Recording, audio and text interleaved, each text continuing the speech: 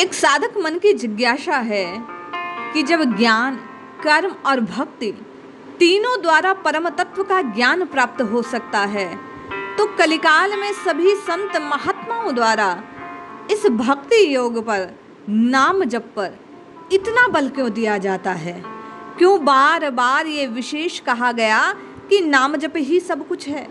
ऐसा क्या है जिसके कारण कलिकाल में नाम का महात्म्य सर्वोच्च हो गया? आइए परम पूज्य स्वामी रामकृष्ण परमहंस के पंडित शशिधर चक्र चूड़ामणि से वार्तालाप का जो निष्कर्ष है उसे सुनते हैं। ठाकुर ने अर्थात स्वामी रामकृष्ण परमहंस ने जो बात कही, जो नाम की महत्ता को प्रतिपादित करती है, प्रतिष्ठित करती है और हम आपके प्रत्येक संशय का निवारण करती है, उसे श्रवण करते हैं। जय श्री हरि। पूज्य गुरुदेव के चरणों में प्रणाम। सभी नामनिष्ठ साधकों को जय जय श्री सीताराम। एक दिन स्वामी रामकृष्ण परमहंस अपने शिष्य नरेंद्र, राखाल और हाजरा के साथ कलकत्ते में एक भक्त के घर जाते हैं। वहाँ से संध्या के समय वे पंडित शशिधर चक्र चूड़ामणि से मिलने गए। पंडित जी हिंदू धर्म के प्रसिद्ध व्याख्याता और बड़े विद्वान। ठाकुर ने उनसे पूछा कि आप किस विषय पर व्याख्यान करते हैं? पंडित जी ने कहा, मैं शास्त्रों का रहस्य समझाने की चेष्टा किया करता हूँ। उसी समय ठाकुर अर्थात रामकृष्ण परमहंस उनसे पूछते हैं, इस कलियुग में नारदीय भक्ति मार्ग ही सबसे उत्तम है।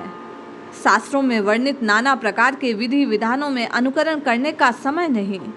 तुम्हारे व्याख्यानों का असर लोगों पर बहुत कम होता है, इसका तुम्हें शीघ्र अनुभव हो जाएगा। पहले अपने में शक्ति पैदा करो, अधिकाधिक साधना करो। तुमने अपने भीतर शीघ्र गुरुभाव ग्रहण कर लिया। अवश्य ही तुम्हारा उद्देश्य अच्छा है, तुम दूसरों की सहायता करना चाहते हो। मैंने जब तुम्हारा हाल सुना तो मैंने जाना तुम कोरे विद्वान हो या विवेक वैराग्य संपन्न भी हो, क्योंकि विवेक के बिना विद्या व्यर्थ है।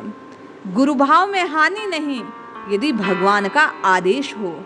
जलते हुए दीपक के पास सैकड़ों कीड़े मकोड़े आ जाते हैं, उन्हें कोई बुलाने नहीं जाता।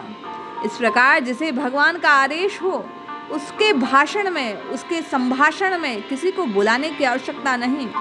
जैसे चुंबक लोहे के कणों को आकर्षित कर लेता है, उसी प्रकार वक्ता श्रोताओं को। पंडित जी ने ठाकुर की बात सुनी और कहने लगे, नहीं महाशय, मैं इस बात का गर्व नहीं कर सकता। फिर पूछा रामकृष्ण परमहंस ने, तो फिर बिना आदेश पाए व्याख्यान क्या कद्र हो सकती है? देखो, भगवान की भक्ति अमृत का सागर है। उस तक जाने के लिए कई मार्ग हैं। उस सागर में किसी प्रकार मंजन कर लेना काफी है। इसमें एकदम कूद पड़ना, धीरे धीरे घुसना या किसी के धक्के से उसमें गिर पड़ना, एक ही बात। यदि उस अमृत की एक बूंद भी पान कर लोगे तो अमर हो जाओगे। भगवान की प्राप्ति के अनेक मार्ग ज्ञान, भक्ति और कर्म मुख्य है। इसमें इन मार्गों में किसी का भी अवलंबन सरल हृदय साधन करना भगवान की प्राप्ति का हेतु हो जाता है। ज्ञान योग ज्ञानी को ब्रह्म जानना पड़ता है। नेति नेति विचार द्वारा जगत का मिथ्यापन समझकर ब्रह्म सत्यम जगत मिथ्या का निश्चय कर लेता है। ये विचार समाप्त हो जाते हैं, वहीं समाधि हो जाती है, ब्रह्म का ज्ञान हो जाता है। कर्मयोग, कर्म द्वारा ईश्वर में मन लगाए रखना कर्मयोग कहलाता है। अनासक्त बुद्धि से प्राणायाम, ध्यान, धारणा आदि कर्म करना कर्मयोग है। ईश्वर को फल समर्पण कर पूजा, जप आदि कर्म करना कर्मयोग कहलाया। अनासक्त हो भगवान को समर्पित कर देना फल, भक्ति के साथ सांसारिक कर्म करना कर्मयोग है। ईश्वर की प्राप्ति कर्मयोग भी करवा देता है। पर ठाकुर अर्थात रामकृष्ण परमहंस कहते हैं, ये भक्ति योग, ईश्वर का नाम गुण कीर्तन करना, उन्हीं के चरणों में मन लगाए रखना, यही वास्तविक भक्ति योग है। कलयुग में भक्ति योग ही सहज मार्ग है। जो प्रश्न आपने पूछा कि भक्ति की, नाम जप की इतनी महिमा क्यों गाई जाती है, रामकृष्ण परमहंस उस बात को स्पष्ट कर रहे हैं। अब उनका युग नहीं कि शास्त्रों के अनेक कर्मों का विधान हो। आयु कम है, जीव फल कामना छोड़कर अनासक्त भाव से कर्म करना चाहे, ये महान कठिन बात। ज्ञान योग इस युग में महान कष्ट साध्य। जीव का अन्नगत प्राण है, आयु कम, देह बुद्धि किसी प्रकार छूटती नहीं और देह बुद्धि के नष्ट हुए बिना ज्ञान होना असंभव। ज्ञानी कहता है मैं ब्रह्म हूँ, शरीर नहीं, मुझे क्षुधा तृषा रोग शोक जन्म मरण सुख दुख कुछ नहीं होता। यदि रोग शोक आदि बाद का ज्ञान कहाँ, हाथ में कांटा चुभ जाए बड़ी पीड़ा होगी, फिर भी कहता है हाथ कांटा नहीं लगा। इसलिए मैं कहता हूँ इस युग में केवल भक्ति योग ही सहज है। ज्ञान योग और कर्म योग द्वारा ईश्वर दर्शन हो सकता है, परंतु महाकठिन है। कलयुग में सहज साधन भक्ति योग, नाम जप, परमात्मा की प्राप्ति का। स्वामी रामकृष्ण परमहंस आगे कहते हैं कि भक्त ईश्वर का साकार रूप देखना चाहता है, उसे प्राय ब्रह्म ज्ञान की इच्छा नहीं होती, फिर भी भगवान इच्छामय हैं, भक्त को भक्ति और ज्ञान दोनों दे सकते हैं। कलकत्ते में जो एक बार पहुंचे वह वहां का सभी कुछ देख लेता है। जगन माता को पा लेने पर भक्ति और ज्ञान दोनों मिल जाएंगे। भव समाधि में रूप दर्शन होगा, निर्विकल्प समाधि में अखंड सच्चिदानंद का साक्षात्कार होगा। तब अहंकार और नाम रूप का तिरोभाव स्वतः हो जाएगा। भक्त यही कहता है, माँ सकाम कर्मों से मुझे भय तो बहुत लगता है, परंतु मेरी वासना है उन्हीं कर्मों में। सकाम कर्मों से फल अवश्य मिलेगा, अनासक्त होकर कर्म करना महाकठिन। सकाम कर्म करते करते तुझे भूल जाऊंगा, इसलिए माँ जब तक तेरा दर्शन ना हो तब तक कर्म कम होते जाएं, और जो कर्म हो वे अनासक्त भाव से हो, साथ साथ भक्ति का खूब दृढ़ हो जाए। जब तक तेरा दर्शन ना हो तब तक भक्ति खूब बढ़ती रहे। कर्म करने में मन ना लगे, मेरा जैसा तू जैसा जैसा कहे, तेरा जैसा आदेश होगा वैसे ही कर्म करता रहूँगा, नहीं तो नहीं। पंडित ने कहा, महाराज आपने कहाँ तक तीर्थ यात्रा की? पुनः रामकृष्ण परमहंस कहते हैं, मैंने कुछ ही दर्शन किए हैं, परंतु ये हाजरा बहुत दूर तक गया, बहुत ऊंचे तक, ऋषिकेश तक हो आया। मैं इतनी दूर इतना ऊंचा ना चढ़ा। चील और गीद आकाश में बहुत ऊंचे उड़ जाते हैं, परंतु उनकी दृष्टि पृथ्वी पर पड़े सड़े मुर्दों पर होती है। यही यदि बैठे तुम्हें भक्ति भाव मिल सके तो तीर्थ जाने का क्या प्रयोजन? तीर्थ यात्रा से यदि भक्ति की प्राप्ति नहीं हुई तो क्या लाभ? भक्ति ही सार है, नाम पुकार ही उद्देश्य है। एक और बात, तुम चाहे किसी को कितनी ही शिक्षा दो, परंतु जब तक उपयुक्त समय नहीं आता तुम्हारी शिक्षा का कोई फल नहीं होता। एक बालक अपनी माँ से कहता है, माँ मुझे हाजत हो रही है, शौच को जाना है।